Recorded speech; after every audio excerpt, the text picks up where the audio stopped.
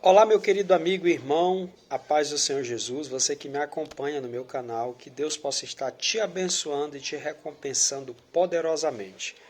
Eu gostaria de trazer uma palavra de reflexão a todos nós, baseado naquilo que Jesus falou em Marcos capítulo 16, versículo de número 15. O Senhor Jesus ele disse: "Ide por todo o mundo, pregai o meu evangelho a toda criatura." Somente essa parte, somente esse texto que eu gostaria de trazer aqui para a nossa reflexão, para a nossa breve reflexão. Nós podemos observar que Jesus ele deu à sua igreja a ordem suprema para que ela pregassem o seu evangelho e fizessem isso a todas as criaturas. Vejam que a pregação do evangelho precisa alcançar a todos, não importa o seu grau intelectual, a sua condição social, todos precisam ouvir a mensagem do evangelho pregada por uma pessoa regenerada, por uma pessoa que foi alcançada pelo poder desse evangelho. A pregação da palavra precisa ser algo levado a sério. A igreja precisa pregar a palavra de Deus. Esses dias eu tenho lido, já estou finalizando a leitura de um livro da editora Fiel, muito bom por sinal, que traz como título o tipo de pregação que Deus abençoa. Esse livro aqui. E eu gostaria de trazer alguns exemplos desse livro e também alguns exemplos das Escrituras. Vamos começar aqui alguns exemplos desse livro. No índice desse livro, nós podemos observar que a pregação que Deus abençoa sempre será uma pregação bíblica. A pregação do evangelho ela deve ser bíblica. O pregador do evangelho ele não pode pregar aquilo que ele acha que é certo. Ele precisa pregar as escrituras. E pregar as escrituras corretamente. Não é pregar de qualquer forma, desrespeitando as regras de interpretação.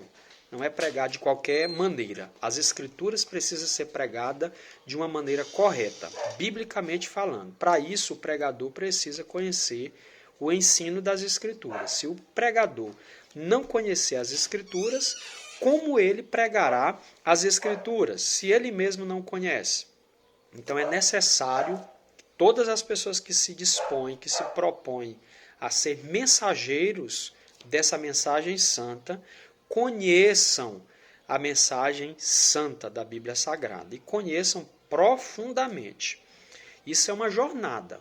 Não se conhece da noite para o dia.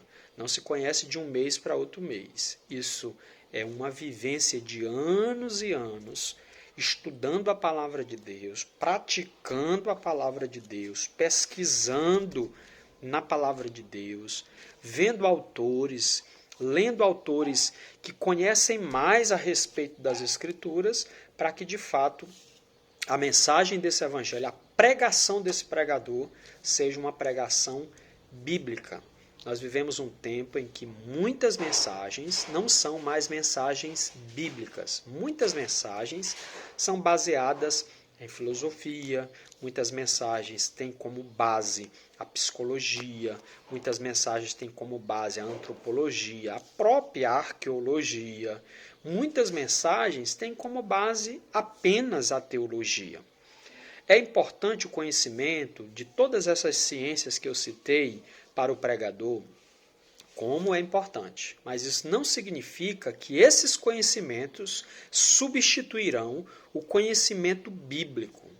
O pastor Jairo Saldanha ele dizia, assim como as raízes firmam as árvores, o conhecimento bíblico firma o crente. Então a nossa pregação precisa ser uma pregação bíblica. A pregação que Deus abençoa é uma pregação bíblica. Em segundo lugar, a pregação que Deus abençoa, a pregação que Deus quer que os pregadores preguem, propaguem, deve ser uma pregação cristocêntrica. O que significa isso?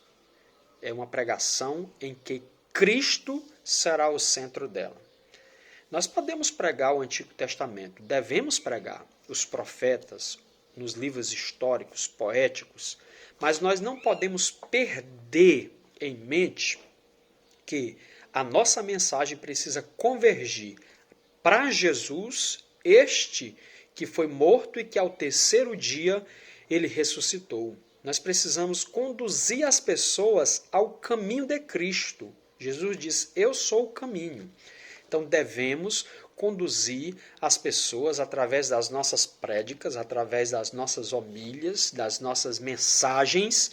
Precisamos conduzir essas pessoas a Cristo, ao Senhor Jesus. Somos pregadores de Cristo, somos discípulos de Cristo, somos servos de Cristo.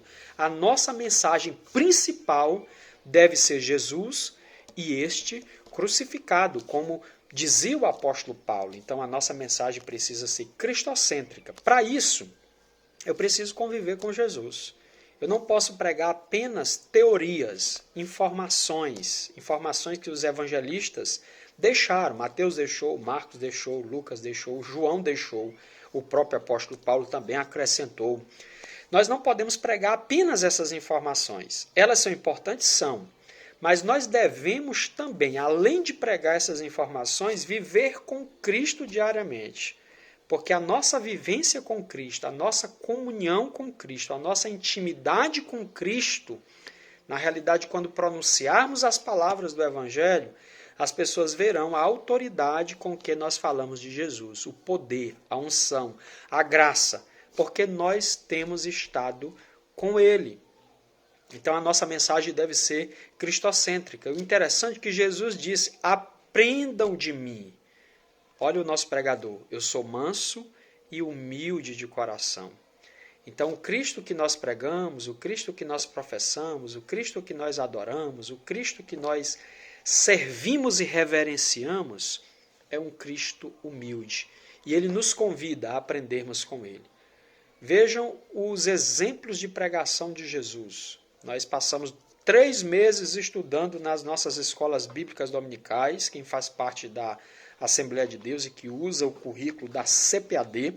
Passamos 3 meses estudando sobre o Sermão da Montanha. Ensinamentos de Jesus em Mateus capítulos 5, 6 e 7. Temas preciosos que Jesus abordou, que são atuais para os dias de hoje. Então nós precisamos aprender com Jesus. Ele é o nosso exemplo de pregação. Ele é o nosso exemplo de pregador. Ele é o nosso exemplo. Em Hebreus diz, olhando para Jesus, o autor e consumador da nossa fé. Então precisamos olhar para Cristo.